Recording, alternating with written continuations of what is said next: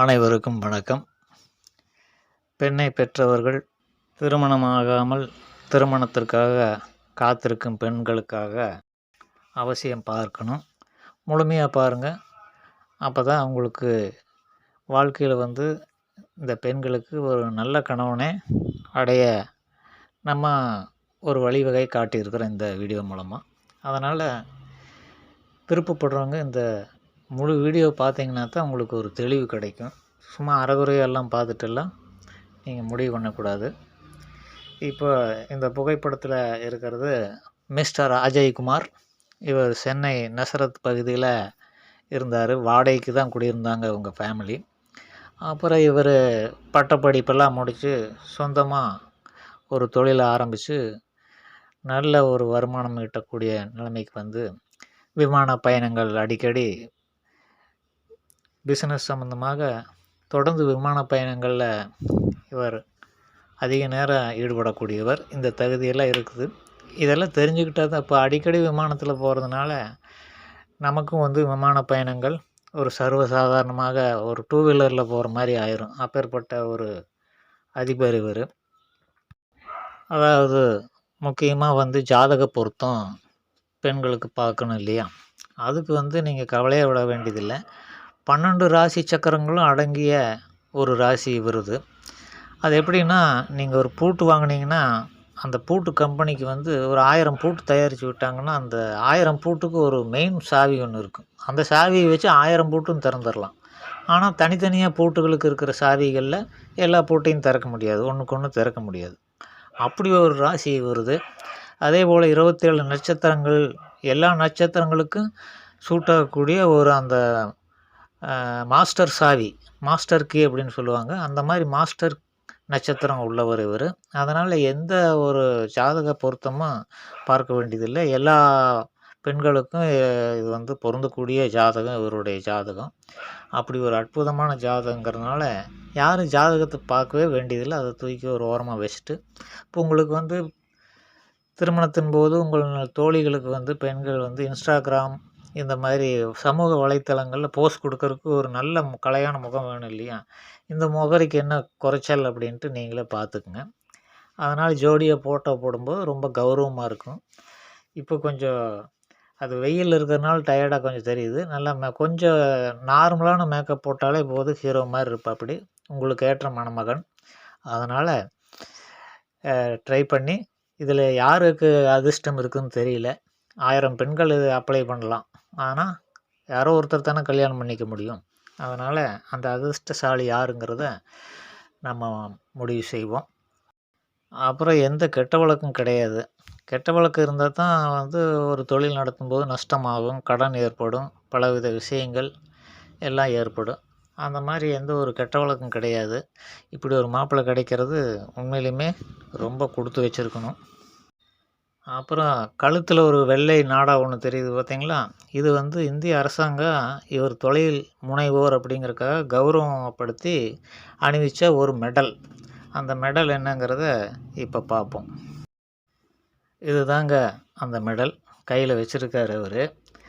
என்னடா அது மெடல்னு சொல்லி போட்டு ஏதோ மாவு கட்டை காமிக்கிற அப்படின்னா, அந்த மாவு கட்டு இவர் அரசாங்கத்தில் அந்த மெடலை வாங்க போகும்போது வழுக்கி விட்டு விழுந்துட்டார் ஜனாதிபதி முன்னாடி. அப்போ கை கொஞ்சம் முறிஞ்சு போனதுனால இப்படி மாவு கட்டு போட்டிருக்காரு. அந்த மெடலை தான் கையில் பிடிச்சிருக்கிறாரு. அது கூட சேர்த்து இந்த மாவு கட்டையும் தொங்க விட்டுருக்குறாங்க. அப்பேற்பட்ட அற்புதமான ஒரு தொழிலதிபர்.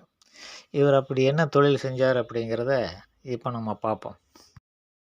அதாவது பெண்கள் உடம்பளவில் தான் பெரிய வயசாகிட்டே போதே ஒழிய, அறிவு, இந்த மனம் அப்படின்னுலாம் சொல்கிறோம்ல, அதை பார்த்தீங்கன்னா ஒரு 5 வயசு 10 வயசு குழந்தைக்குள்ள அறிவு தான் எல்லா பெண்களுக்குமே இருக்குது. பேசும்போது பெருசாக பேசுகிறீங்க, ஆனால் நடந்துக்கும்போது பார்த்தா குழந்தைகளோட மோசமாக நடந்துக்கிறீங்க. யாருக்குமே ஒரு அறிவு வளர்ச்சிங்கிறது, இப்போ வலைத்தளங்களில் வக்கீலுக டாக்டர்கள்லாம் உட்காந்துட்டு பெண்கள் பேசுவாங்க, அவங்களுக்கும் சேர்த்து தான் சொல்கிறேன். யாருக்குமே பொதுவாக விழிப்புணர்வும் கிடையாது. குழந்தைகளாகவே இருக்கிறீங்க. இப்படி அப்பாவியாக இருக்கலாமா? அப்படி பெண்கள் இருக்கிறீங்க. அதாவது கணவன் வேலைக்கு போயிடுறாரு, குழந்தைகள் பள்ளிக்கு அனுப்பிச்சிட்றோம். நம்ம வீட்டில் தனியாக குடும்ப பெண், அது ஹவுஸ் ஒய்ஃப் அப்படின்ட்டு நம்ம இருக்கிறோம். பெண்கள் என்ன பண்ணுறாங்க, இந்த சமுதாயத்து மேலே ரொம்ப நம்பிக்கை. அதாவது புருஷனை விட சமுதாயத்தை வந்து ரொம்ப நம்புறதுனால என்ன பண்ணுறாங்க, முன்பக்க கதவையெல்லாம் கேட்டை வந்து மூடுறது கிடையாது. சும்மா அந்த கொக்கி மட்டும் போட்டு விட்டுருவாங்க, கேட்டு காம்பவுண்ட் கேட்டு. அதேமாரி வீட்டு கதவையுமே வந்து உள்ள சாவி ஓட்டு போட்டுறதோ இல்லை மேலே அந்த தாள் போடுறதோ கிடையாது. சும்மா அந்த கைப்பிடியோடு இருக்கிற அந்த கிளிப் மாதிரி இருக்கும், அதை வச்சு கதவை சும்மா சாத்திட்டோம்னா வர்றவங்க ஈஸியாக திறந்து வீட்டுக்குள்ளே வர்ற மாதிரி வச்சுட்டு மொபைல் ஃபோன்லேயோ அல்லது டிவிலேயோ சீரியல் பார்த்துட்ருப்பாங்க. வீட்டு வேலைகளை செஞ்சுக்கிட்டே சீரியல் பார்க்குறது, வீட்டு வேலைகளை செஞ்சுக்கிட்டே மொபைல் ஃபோனில் ஏதாவது பார்த்துட்ருக்கிறது, இப்படி வந்து அப்பாவியாக குழந்தைத்தனமாக இருக்கிறது எல்லாருக்கும் வந்து வசதியாக இருக்குதுல்ல. சமுதாயங்கிறது வந்து மிக ஒரு நாணயமான ஒரு என்ன சொல்கிறது, நேர்மையான மக்களை கொண்டதாக நம் தமிழ்நாட்டில் இருக்கிற சமுதாயம் இருக்கிறதுனால நம்ம நம்பிக்கையாக வந்து கதவை சாத்தம் கூட வேண்டியதில்லை, மூடி கூட வைக்க வேண்டியது. கேட் 2 கதவையும் திறந்து விட்டுறலாம், எல்லாத்தையும் திறந்து விட்டு நைட்லேயே கதவையே வைக்காமையே வீடு கட்டிடலாம். அப்படி இருக்குது நம்ம சமுதாயம். இப்போ இந்த தொழிலதிபர்னுடைய வேலை என்னன்ட்டு பார்த்துருவோம். அதாவது ஏதோ தொழில் பண்ணியிருக்கிறான், கடன் ஆகிப்போச்சு. 2வது அந்த தொழிலுக்கு வந்து முக்கியத்துவம் கொடுக்காம எந்த தொழில் செஞ்சாலும் மொபைல் ஃபோனை வச்சு தான் நோண்டிகிட்டு இருக்கிறானுங்க எல்லாருமே. பெண்களாகட்டும் ஆண்களாகட்டும் அனைவருமே மொபைல் ஃபோன். அப்புறம் 10 பைசாவுக்கு ஆக மாட்டானுங்க. இந்த சென்னை தெருவோரங்களில் கஞ்சா விற்கிற மாதிரியுமே இந்த சுண்டைக்கஞ்சி விற்கிற மாதிரி இருப்பானுங்க. அவனுக்கு வந்து இந்த ரம்மி விளம்பரத்தில் வருவானுங்க. ரம்மி ஆப்புன்னு போட்டு விளம்பரம் போடும்.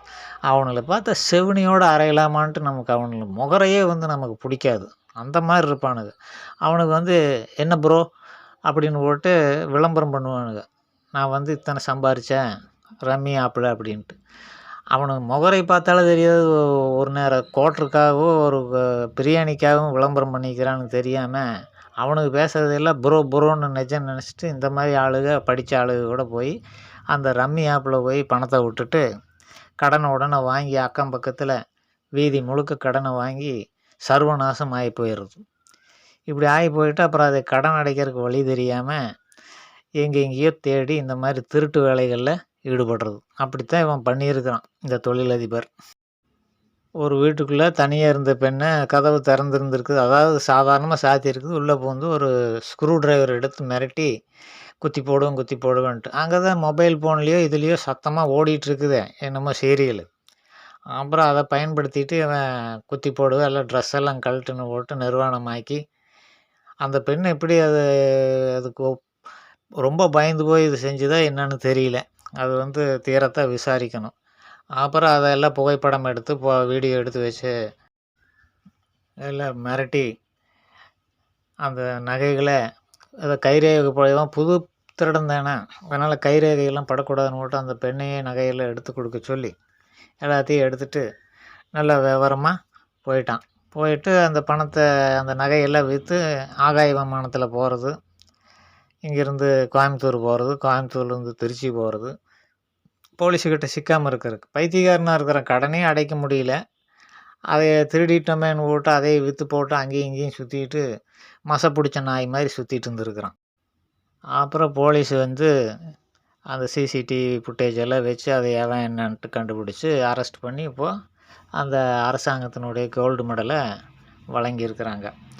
சரி, இதுக்கும் வந்து திருமணமாக காத்திருக்கும் பெண்களுக்கு என்னடா சம்மந்தம் இல்லாமல் இப்படி போட்டு உழப்புறையே குழப்புன்னு குழப்புறையேன்ட்டு நீங்கள் கேட்கலாம். இப்படி தான் இருக்கிறானுங்க எல்லாருமே. தமிழ்நாட்டில் படிச்சுட்டு வேலை வாய்ப்பு இல்லாமல் என்ன பண்ணுறதுன்னு தெரியாமல் ஏதாவது ஒரு திருட்டுத்தனம் பண்ணி நம்ம புத்திசாலியாக எல்லாருமே தன்னம்பிக்கை மிக்கவர்கள் தான் இன்றைய இளைஞர்கள். அளவுக்கு அதிகமான தன்னம்பிக்கையினால் நம்ம போலீஸ்கிட்ட மாட்ட மாட்டோம் அப்படிங்கிறத குருட்டு நம்பிக்கையில் இந்த மாதிரி திருட்டு வேலைகளில் ஈடுபட்டு செல்ஃபோன் அடிச்சுட்டு போகிறது, அப்புறம் பைக்கில் போய் பெண்களுடைய செயின் அத்துட்டு போகிறது. அதான் வா வந்து அத்துட்டு போன்னு கூப்பிட்டுட்டு தானே கழுத்தில் போட்டுட்டு பெண்கள் போகிறாங்க. அதனால் அவனுங்களுக்கு வந்து அது கூப்பிடுறதுனால இவனுக்கு ஒரு ஆர்வமாக போய் அத்துட்டு போய் அதை வச்சு இந்த சூதாட்ட கடனை அடைக்கிறது.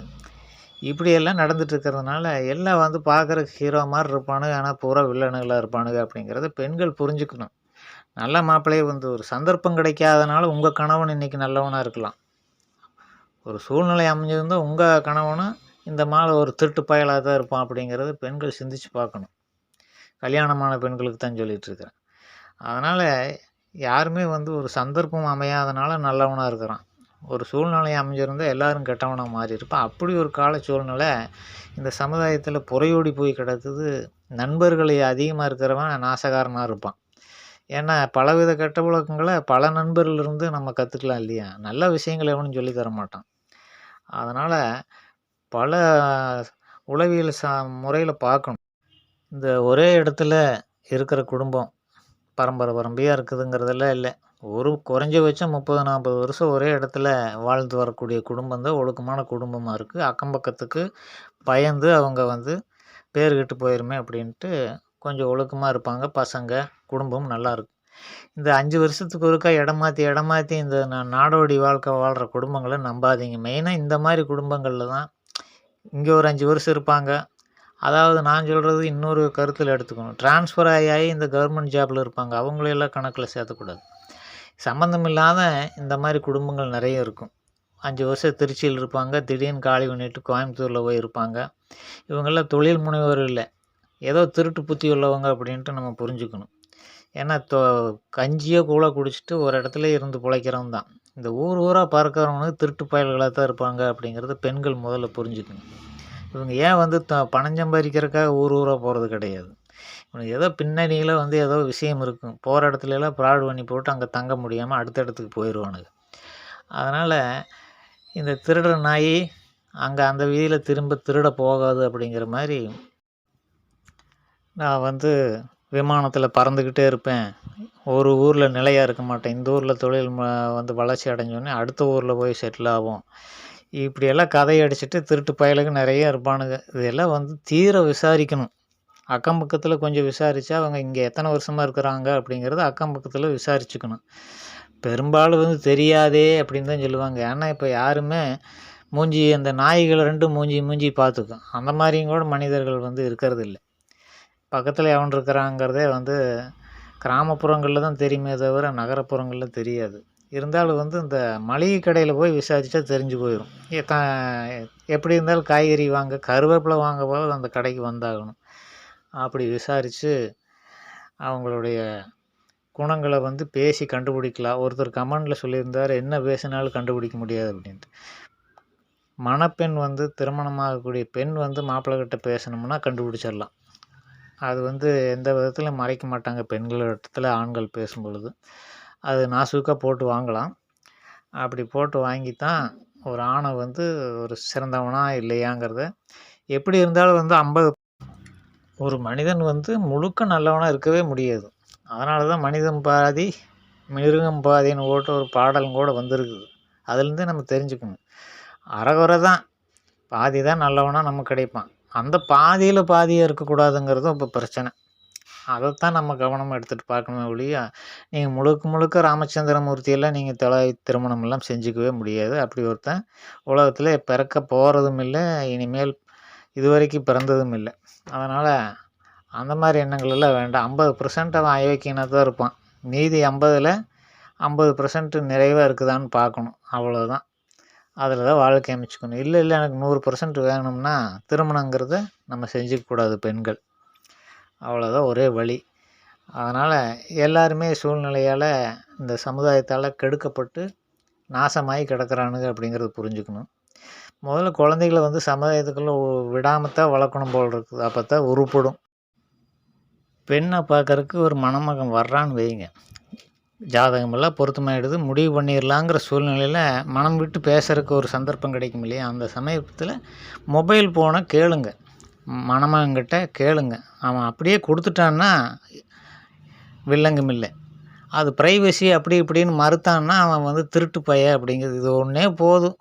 இப்போத்த சூழ்நிலைக்கு இது ஒன்று தான் வழி. மொபைல் ஃபோனை வாங்கி பார்த்தோம்னா அது என்னென்ன படம் எடுத்து வச்சுருக்கிறான், வீடியோ எடுத்து வச்சுருக்கிறான், என்னென்ன அவனோட இன்ட்ரெஸ்ட்டுங்கிறது அதிலே தெரிஞ்சு போயிடும். மெயினாக வந்து மொபைல் ஃபோனை கொடுத்தான்னா அவன் நல்லவனாக இருப்பான். அவனை தைரியமாக நம்ம கல்யாணம் பண்ணிக்கலாம். மொபைல் ஃபோனை கொடுக்காம மழுப்புனான்னா அப்போ நம்ம தெரிஞ்சுக்கலாம் அவனுடைய கேரக்டர் வந்து ஏதோ உள்ளுக்குள்ளே வில்லங்கம் இருக்குதுன்ட்டு. ஏற்கனவே லவ் பண்ணியிருக்கலாம், அல்லது வேறு இந்த மாதிரி கெட்ட பழக்கங்கள் இருக்கலாம். ஃப்ரெண்ட்ஸுகளோட சாராயத்தை குடிச்சிட்டு படம் எடுத்து வச்சுருக்கலாம். அதனால் பயப்படுவான் இல்லையா? எப்படி இருந்தாலும் அது ஒன்று இப்போ அஸ்திரம். அதனால் பெண்கள் நல்லா சிந்தனை செய்து நல்ல ஒரு மணமகனை தேர்ந்தெடுங்க. இது மாதிரி தான் இருப்பானுங்க. உருவத்தை பார்த்து, வீட்டை பார்த்து, சொத்தை பார்த்து இப்படியெல்லாம் போய் சிக்கிக்காதீங்கன்னு சொல்லிட்டு, இது போன்ற விளக்கமான ஒரு விஷயத்தோட அடுத்த ஒரு காணொளியில் உங்களை சந்திக்கிறேன். நன்றி.